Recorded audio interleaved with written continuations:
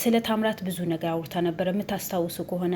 የታምራትም ደግሞ አዲስ ፍቅረኛ እንዳለው አዲስ ፍቅረኛ ይዞ እንደሚኖር ያቺ ፍቅረኛ ለቤተሰቡ ታምራት ሞተዋል ብላ እንደጻፈች ብዙ ነገር ሰምተን ነበር። ያቺ ልጅ ደግሞ ከአቤል ጋር ልትሰራ ከአቤል ጋር ተፈራርሞ ተወያይተው ተመካክረው እዛ ድርጅት ተመልሳ ገብታ ነበር። ምክንያቱም የድርጅቱ የ666 ድርጅት ኃላፊ ስለሆነች ተመልሳ እዛ መረጃ እንድታቀብለው ተመልሳ ገብታ ነበር። ዛሬ ብዙ መረጃዎችን ይዛ መታለች። ቪዲዮን እስከ መጨረሻ በላይክ ጀምሩት። እያንዳንዱ እነግራቸዋለሁ። ድርጅቱ ላይ ያለ ሚስጥር ዋና ኃላፊ ሳትሆን የድርጅቱ ጸሐፊ ስለሆነች ብዙ ነገር ስለምታውቅ ነው ሚስጥር በሙሉ ያወጣችው። ብዙ እናቶች ተሰብስበው ይመጣሉ። ያው ትላንትም ነግሬያቸው ነበር። ባለሞታቸው ልጆች የላቸው ሚጦራቸው የሌለ ገቢ የሌላቸው እናቶችን በየመንደር የሄድን የዞርን እንሰበስብና እነዛ እናቶች ቤት ይመጡና የሆነ የ666 ጸሎት የሚደረግበት እንደ ቁልፍ አይነት ነገራቶችን አሉ አለች። እሱ ይሰጣቸውና በሱ ጸሎት እንዲያደርጉ ነው የሚደረጉት። ከዛ ከጸሎት በኋላ ብዙ ነገር ያወራሉ፣ ብዙ ነገር ይመከራሉ። ብርም ይሰጣቸውና ሌላ ሰው ይዘው እንዲመጡ ብር ከፍ ተደርጎ ነው የሚሰጣቸው። ምክንያቱም ምን ይደረግ ምን ይሁን ምን የሚያውቁ ነገር የለም። እኔ እንኳን ተደብቄ ወጥቼ ዛሬ የተማራችሁት ነገር ምን ነበረ? ምንድነው የተማራችሁ? ስለምንድን ነው በሃይማኖቱ ላይ በጣም ደስ ብሏቸዋል ወይ ምናምን ሳቸው፣ አዎ እኛ ብር አግኝተናል እኮ ብር ካገኘን ስለሌላ ነገር እኛ ምን አገባን ብለውን ደስ ብለዋቸው ነው የሚወጡት። ግን አደጋ ውስጥ እንደሚገቡ ያልሆነ ሃይማኖት ውስጥ እንደሆነ ምንም አያውቁት። እኔ አሁን ያሳዘነኝ በጣም እናቶች በዛ ድርጅት ውስጥ የተጎዱ ስለሆነ ነው። ምክንያቱም ድርጅቱ አንድ የመንግስት አካልም መንግስት የሚያውቀው ድርጅቱ ሁለት ነው። አንድ ግራውንድ ውስጥ ነው። ባለፈም ሰምተነው ነበር። የመጀመሪያው ደግሞ ከላይ መንግስት አካላት የሚያዩት ነው። ለምን መንግስት አካላቶች ውስጥ ግራውንድ ውስጥ ገብተው እንደማያዩ እኔ አላውቅም። ብቻ እንግዲህ ራሳቸው ነው የሚያውቁት። ስለዚህ እዛ ውስጥ ነው ብዙ ነገር የሚካሄደው። ሴት ልጅ ሴት ከሴት እንዲገባ፣ ወንድ ከወንድ እንዲገባ ያረብ እንዲህ በተናገርኩበት ይቅር በለኝ አርሐም ራሂሚን እና የሚደረግበት ድርጅት ነው። ስለዚህ የዛ ኃላፊ ዋና ዛሬ ሚስጥር የዛ ኃላፊ የሆነ ሹፌርና ልጅቷን አቤል ጋር መጥቶ እያንዳንዱ ሚስጥር ነው የተናገሩት። እሷ በራሷ ፍቃድ ነው። ሹፌሩ ግን በአጋጣሚ ከእሷ ጋር ስለሚያወሩ እፈልግሃለሁ ምናምን ብለው ነው በቁጥጥር ስላዋረው ደስ በሚለው ነገር ማለት ነው። ምክንያቱም የዛ ድርጅት ሁሉ ነገር ያውቃል። ሹፌሩ ማለት የዛ ድርጅት ከውጭ የሚመጡት በሀገር ውስጥ ያሉት ዋና የተባሉ ሰዎችን የፈለጉበት ቦታ ሲሄዱ ጊዜ የሚያሽከረክራቸው ሹፌር ስለሆነ ብዙ ሚስጥር ዋናዎቹ እዚህ አገር ውስጥን የት እንደሚሄዱ ከማን ጋር ሄዶ እንደሚወያዩ ምን እንደሚያወሩ እያንዳንዱ ስለሚያውቅ እሱ መያዝ አለበት። እሱ ከያዝከው ብዙ ሚስጥር እጅህን ውስጥ እንደሚገባ በ100% እርግጠኛ ነኝ ብላ ነው ያወራቸው የነበረው። በመጨረሻም ተሳክቶ ሹፌሩ በአቤል ቁጥጥር ስር ውለዋል። እሱም ደግሞ የሆነ ሰው ሊቀበል በሄደበት ነው የተያዘው። ያ ሰው ሊቀበል ሪፖርት ሲሄድ ጊዜ ነው የተያዘው። ስለዚህ በጣም ደስ የሚል ነገር ነው። ያ ሪፖርት የሚቀበለው ሰውዬው አክሊሉ የሚባል ሰውዬው ነው። እሱም ኬንያ አገር ሂዶ የዚህ የ666 ውይይት ሊያደርጉ ለጉባኤ ሂዶ ነበር። እዛ ብዙ መረጃዎችን እንዴት እናድርግ፣ ኢትዮጵያ የዚህ የኛ ሃይማኖት እንዴት አድርጎ ይስፋፋ፣ በምን ሁኔታ እናስፋፋው ብሎ ሊመካከሩ ነው የሄደው ነበረው። ስለዚህ ከዛ ብዙ ፋይሎችን ብዙ የተባሉ የድርጅቱ ፋይሎችን ይዞ የሚመጣ ከዚህ ይዟቸው እዛ ሊመካከሩበት ሊወያዩበት ይዟቸው የሄደ ፋይሎች ከኬንያ ጋር የሚመጡ ፋይሎችን እንዳለ ከነሰውየውም በአቤል ቁጥጥር ውስጥ ገብተዋል እላቸዋለሁ። እንኳን ደስ አላችሁ። አቤል ዛሬ ነፃ የወጣበት ቀን ነው። አቤል ዛሬ በብዙ ነገር ደስተኛ የሆነበት ሰዓት ነው። አቤል ብዙ መረጃዎችን እጅ ውስጥ የገቡ ናቸው አሉ የተባሉ ሰዎች ናቸው ነው የያዛቸው። በጣም ደስ ይላል። በዚህ ጉዳይ ላይ ሁላችሁም ደስ እንደሚላችሁ እርግጠኛ ነኝ እላችኋለሁ።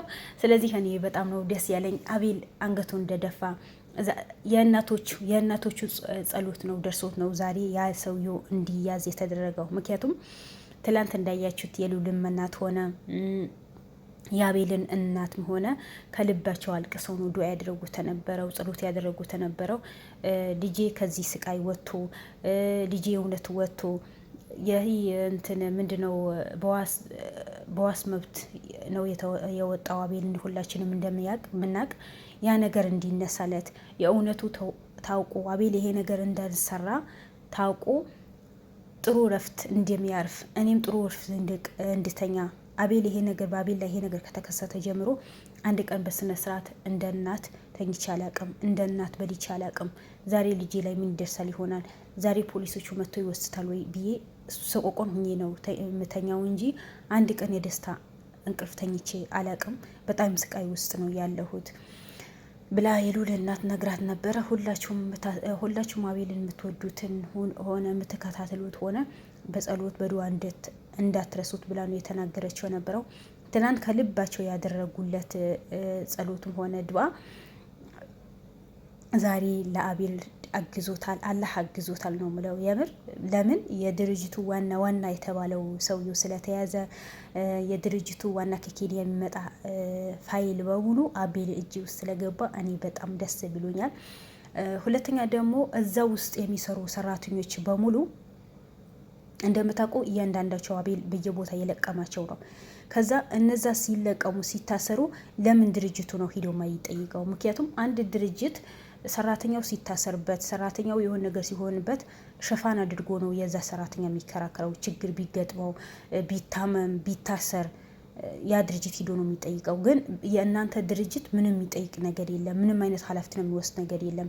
በምን ምክንያት ነው ይሄ ነገር የሚደረገው? ለምንድን ነው ሂዶ ማይጠየቀው ብሎ ሲጠይቃት ጊዜ አይጠይቁም። ምክንያቱም ድርጅታቸው የተደበቀ ድርጅት ስለሆነ ወንጀል የሚሰራበት ድርጅት ስለሆነ እንዳይታወቅባቸው ስለሚፈሩ በዚህ ጉዳይ ላይ ምንም ሰራተኛ ይያዝ ምንም ሰራተኛ ሂዶ አይጠይቁም። ምክንያቱም አንድ ሰራተኛ ቢያዝ ሰራተኛ ነው የሚመጣው። በአሁኑ ሰዓት ሀገራችን ላይ ብዙ ወጣቶች ስር ተምረው ውጤት አግኝተው ስራ ፈተው ቁጭ ያሉ ተማሪዎች፣ ወጣቶች፣ እናቶች ስለበዙ አንዱ ቢወጣ ሌላ ነው የሚተካው። በብራቸው ሂዶ የፈለጉት ነገር ክፍለ ሀገር ድረስ ሂዶ ነው ሂዶ የሚያመጡ። ስለዚህ ያ ነገር ስላለ ሰራተኛ ቢታሰር ምንም አይመስላቸውም። እነሱ ብቻ የጊዜ ደስታቸው ነው እንጂ ነገ ሰራተኛ ጎልብናል፣ ይሄ ሰራተኛ እኛ ጋር አገልግሎ ነበረ፣ ከኛ ደክመዋል፣ ከኛ ወጥተዋል፣ ብዙ ወንጀል ሰርተዋል ብሎ ምንም ዴንት አይሰጣቸውም። በቃ እነሱ ሁሉም ነገር ሰው ሊያቅባቸው የህግ አካል ሊያቅባቸው ስለማይፈልጉ በውስጥ ነው ሁሉ ነገር የሚጨርሱት እንጂ ማንኛውም ሰው ወጥቶ በዚህ ጉዳይ ላይ ማውራት አይቻልም። በዚህ ጉዳይ ላይ ውይይት ቢደረግ ከሆነ እዛ ውስጥ አላላልኳቸውም ውስጥ የሆነ ሌላ ድርጅት አለ አይደል?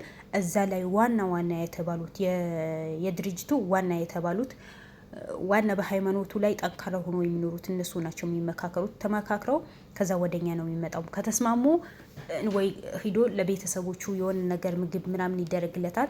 አይ ይታሰር እንደፈለገ ይሁን ቢሉ ከሆነ እሱም አይጠየቅም፣ ቤተሰቦችም አይጠየቁም። ድርጅቱ እንደዛ ነው እንጂ ያኔ በቃ ህገ ወጥ ድርጅት እንደሆነ በደንብ ራሳቸው ጠንቁ ነው የሚያውቁት ማለት ነው። እና ብዙ ድራማ የተሰራ ነው፣ ብዙ ነገር የታየ ነው። ምክንያቱም እኔ ድርጅቱ ምንም ቢያደርግ ምንም እንኳን ለሰራተኞቹ ሊጨነቅተውትና እናቶች ያው ፓራላይዝ አድርጎ አይደለም ጎዳና ላይ አውጥቶ የሚጥሉት። ስለዚህ የእናቶች ያልሆነ ድርጅት የወጣቶች ይሆናል ወይስ የታሰሩ ወጣቶችን ይፈታል ማለት ከባድ ነው አይደል? በጣም ከባድ ነው። ሰው ሆኖ በሰው ላይ የሚጨክኑ ሰው ሆኖ የሰው የማያሳዝናቸው ከሰው ተፈጥሮ እንዳውሬ የሚሆኑ የዚህ አምላክ የሆኑ ሰዎች ናቸው ያየሁት። ራሳቸው ወትውተው ብር ከአቅማቸው በላይ ከፍሏቸውና እዛ ድርጅት ውስጥ እንዲገቡ ያደርጓቸዋል። ከገቡ በኋላ ደግሞ ከፈለጋችሁ ተደፉ፣ ከፈለጋችሁ ተነሱ ነው። ያውቆሽ ከተደፋሽ ቢረግጦሽ አይከፋሽ ነው እነሱ ድርጅት ላይ የሚመጣው። አሁን አቤል ይሄ ጉዳይ ከጀመረው በኋላ በእነሱ ስር ያሉ ሰራተኞች ስንት ሰራተኛ ነው የተያዘው? ስንት ሰራተኛ። እንደውም የድርጅቱ ከመጀመሪያ ጀምሮ የሚመራው ኤልያስ የሚባለው ሰውዬው በአቤል እጅ ነው የገባው። ተይዘዋል። ግን እነሱ የት ገባህ የት ወጣህ አላሉትም። እስካሁን አልጠየቁትም። ያው እስካሁን እንደታሰረ ነው ያለው። እሺ የታምራት እህት ታስራለች። ታምራት የድርጅቱ ዋና ኃላፊ ነው። አምጥቶ አስፈታት? መቶ አስፈታት? አላስፈታትም።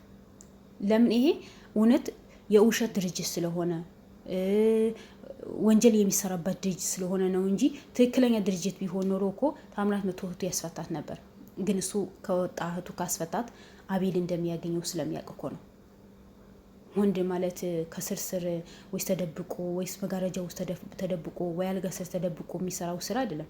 እንደ አቤል እንደ ሉል ወጥቶ በጀግናነት እስኪና ድፈረኝና ስራ እንደኔ ወንድ ሁነ ስራ የሚል ነው። እንደነሱ ደፋር የሚሆን ሰው ነው እንጂ ሙሽ እንደናንተ ከስርስር ከውስጥ ውስጥ ሄዶ ሰውን የሚያስጠቃ ሰው አይደለም። ስለዚህ ታምራት ጀግና ነው። የድርጅቱ ዋና ኃላፊ ነው። ብዙ ነገር አለ። እናት እህትህ እንደምን አላስፈታትም? እሺ እናቱ ከውጭ የመጡ ሰዎች ናቸው ፓራላይዝ አድርጎ መንገድ ላይ የጣሏት። ታምራት ሂዶ ለምን አላነሳትም? ያ ምንድነው የሚያመለክተው? ድርጅቱ የሌባ ድርጅቱ ምንድነው የሚባለው? ህገወጥ የሆነ ድርጅት ስለሆነ ነው። እና ለማንኛውም እናንተ አቤልም ሆነ ሉልም በዚህ ጉዳይ ላይ በጣም ጠንክራችሁ መስራት አለባችሁ። ከእናንተ አልፎ መንግስትን እንዲያውቀው መንግስትን ይሄ ድርጅት እንዲበትን ማድረግ ነው። ሁላችን ብለን ተነስተን፣ ምክንያቱም ሀገራችን ላይ እናቶች አርጅተው በሃይማኖታቸው ላይ ጠንካራ ሆኖ በሚሰሩበት ሰዓት በዚህ ጉዳይ ምንም በዚህ ውጣ ወይ በዚህ ገባ የማይባል ሃይማኖት ውስጥ ሰይጣን አምልኮ ውስጥ ገብተው በመኖራቸው እኔ በጣም ነው የሚከፋኝ። ምክንያቱም እናቶች ናቸው። በመጨረሻ እናቶች እኮ እስተፋር አድርገው ተውበት አድርገው ወደ ፈጣሪያቸው የሚቀርቡበት ሰዓት ነው።